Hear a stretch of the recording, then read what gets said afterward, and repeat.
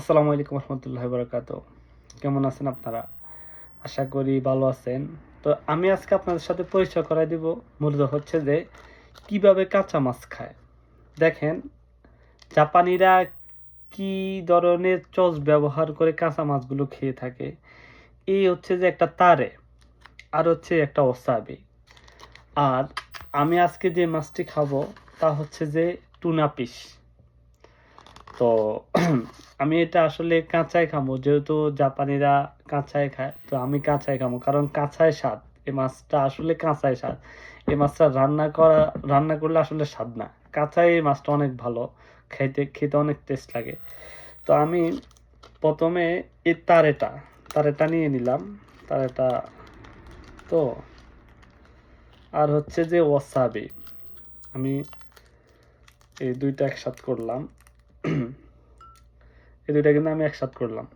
তো এটাকে একসাথ করে তার পরবর্তীতে আমি মূলত মাছটা খামো। কিন্তু এখানে আবার আরেকটা জিনিস পরিচয় করে দিই আপনাদের সাথে। এ হচ্ছে কিন্তু যে টুনা, এটা হচ্ছে কিন্তু টুনার মাংস। একটা পাতা দেয় ওরা, ওই পাতাটার নাম আমি ভুলে গেছি। এই নিচে যেটা দেখতেছেন এটা কিন্তু মূলাটা কিন্তু স্লাইস করছে। তো হচ্ছে যে আমি পাতার একটু অংশ নিলাম, পাতার একটু অংশ নিয়ে এক পিস মাছ নিলাম। আমি যদিও বা হাসি থাকলে ভালো হতো, অর্থাৎ চপস্টিক থাকলে ভালো হতো, কিন্তু আমি চপস্টিক আজকে কেন আমার বাসায় নাই, আমি অনেক খোঁজাখুঁজি করলাম, নাই। তো তারপরে যে ভিডিও বানার যে আহ, একটা ভিডিও বানানোর যে একটা আকাঙ্ক্ষা, তো ওই আকাঙ্ক্ষা থেকে আজ মানে চপস্টিক আর কিনলাম না, কিনতে যাই নাই। ইনশাল্লাহ আগামী ভিডিওতে আপনাদের সাথে চপস্টিক দিয়ে যেভাবে মাগুরটা খাও এটার পরিচয় করাই দেবো। তা আজকে এমনিতে একটু দেখাই। এ হচ্ছে যে মূলা স্লাইস, আর হচ্ছে যে পাতা, আর হচ্ছে যে মাগুরো।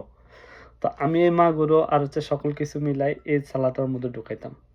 এই চালাতের মধ্যে ঢুকাই মূলত হচ্ছে যেটা খায়, যেইভাবে আছে।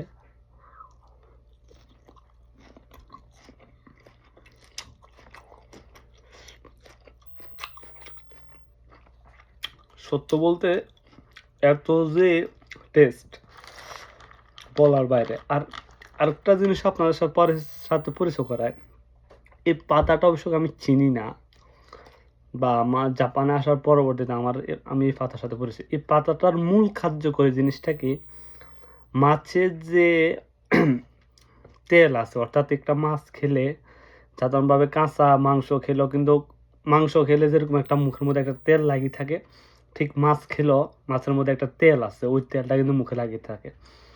তো এই পাতা দিয়ে যদি আপনি খান তাহলে মানে যে তেলটা, ওইটা আপনার মুখে লেগে থাকবে না।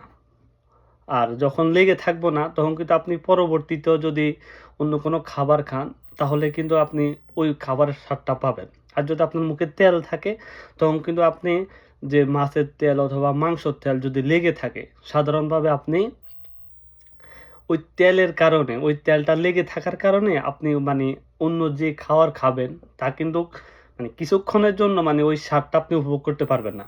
যে যতক্ষণ পর্যন্ত আপনার মুখ থেকে তেলগুলো, আপনার জিহ্বা থেকে তেলগুলো সরে যাবে। কিন্তু এই পাতা দিয়ে যখন আপনি মাছ খাবেন তখন কিন্তু এই যে তেলটা আছে না, তেলটা কিন্তু চলে যাবে, তেলটা থাকবে না। তো এতে আপনি এইভাবে খাওয়াটা সবচেয়ে বেশি উত্তম কাঁচা মাছ। আবার মাংসর সাথেও কিন্তু আপনার মনে করেন এই পাতাটা খুব বেশি ব্যবহার করে, মাংসের সাথেও কিন্তু ওরা খায়। বা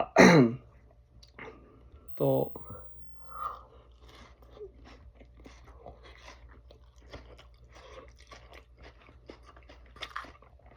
সত্যি এটা অসাধারণ, অসাধারণ একটা স্বাদ। তো সবাই ভালো থাকবেন, দোয়া করবেন। আসসালামু আলাইকুম রহমতুল্লাহ বারাকাতুহু।